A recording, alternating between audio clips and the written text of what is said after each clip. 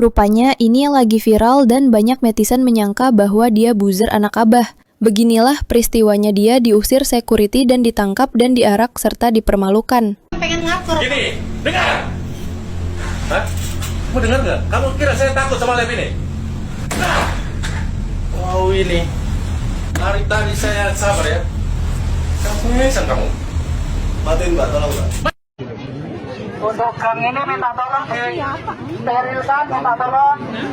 Bagian apa?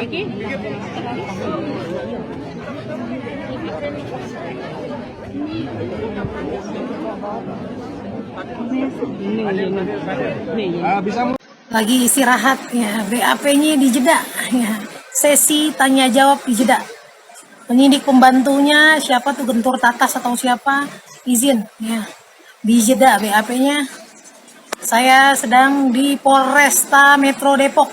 Bener-bener busat dah orang ini. Ya Sayyidi ya Rasulullah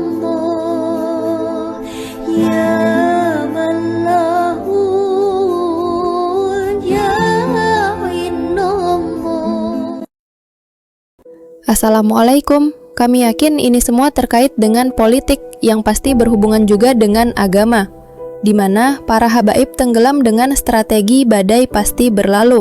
Di samping itu juga Kiai Imad juga berhenti membahas nasab. Namun agama dan politik tidak dapat dipisahkan, sebab muncul orang-orang seperti ini.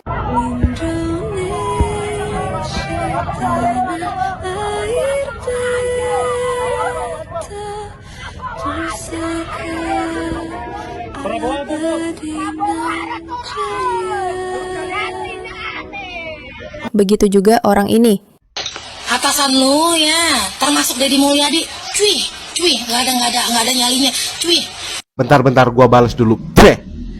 Gimana? Enak kan sekarang udah ditangkep? Lagian mau ngeritik juga nggak nyambung. Kamu tuh warga Jakarta, bukan warganya Jawa Barat. Ngapain ngeritik selalu KDM? Saya 2 kali di penjara. Saya tidak malu bercerita karena saya bukan penjahat. Yang lebih parahnya ternyata dia ini telah 2 kali masuk penjara dengan kasus yang sama. Mengeritik pemerintah juga, salah satunya mengeritik pemerintah Jokowi. Cuma sama Anies dia nggak pernah kritik katanya. No, ya berarti mah aku sih nggak bisa menyimpulkan ya. Terkadang kalau orang-orang macam begini ya, dia tuh berani keluar-keluar di video, bahkan itu ngata-ngatain seorang gubernur. Itu kalau kata aku tuh backingannya itu hebat kalau kata aku ya. Entah dia itu ya bisa dikatakan buzzer juga ya. Kalau menurut aku dia tuh buzzer yang tidak menyukai KDM. Apa yang disampaikan ibu ini sangat masuk akal kalau dia buzzer dan didanai oleh yang berkepentingan. Kurang lebih sama seperti kasus yang tidak selesainya dengan perihal ijazah palsu. Saling menjatuhkan lalu mencari dukungan bisa lewat agama. Jadi apa yang disampaikan para netizen tadi sangat masuk akal. Sebab Ibu Ismi ini sekalipun sudah ditangkap, tapi seperti tidak ada rasa takut dan penyesalan. Mungkin semua itu karena ada orang besar di belakangnya. Lagi istirahat ya, BAP-nya di jeda ya. Sesi tanya jawab di jeda. Penyidik pembantunya siapa tuh, Gentur Tatas atau siapa, izin ya. Di jeda BAP-nya. Saya sedang di Polresta Metro Depok ya. Habis makan juga saya ya, habis izin makan nih, Polresta Metro Depok. Satreskrim ya. Di situ saya memenuhi undangan kalian. Ini Satreskrim ya, di ruangan Satreskrim. Di situ saya ya, sebelahnya kantin, tadi saya makan di situ. Ya. Polres Metro Depok. Apa yang dia katakan tadi, dia ditangkap sebagai alasan memenuhi undangan kalian. Kalian yang dimaksud pastinya para netizen. Bener-bener busat dah orang ini.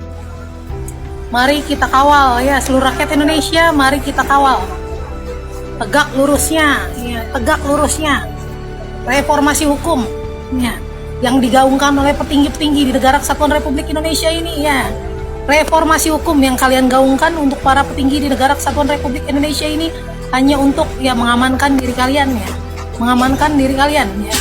sekali lagi ya, siapapun kalian, kita berhak mempunyai kedudukan hukum yang sama di mata negara Kesatuan Republik Indonesia ya.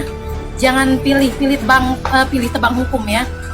Yang merasa spesial dengan petinggi-petinggi para polisi membuat laporan selalu diterima ya. Coba rakyat jelata ya, masyarakat biasa yang membuat LP di kepolisian mana ada diterima ya. Mari kita kawal ya reformasi hukum, tegak lurusnya reformasi hukum di negara Kesatuan Republik Indonesia ini ya. Wanita jalang, wanita tolol, kamu itu ya harusnya ngurusin dirimu sendiri aja ya. Gak usah kau sok-sok ngurusin KDM ya, ngurusin Jokowi, ngurusin pemerintah. Memang lu siapa? Hah?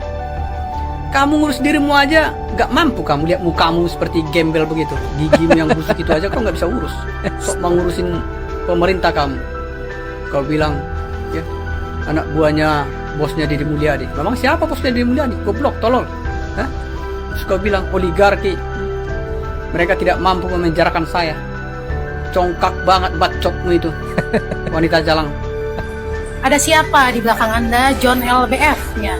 Siapa di belakang Anda John LBF yang kalian selalu berbicara? Jangan senggol-senggol. Memangnya kalian siapa? Anda siapa? John LBF ya, yang nggak bisa disenggol, dan segala macam.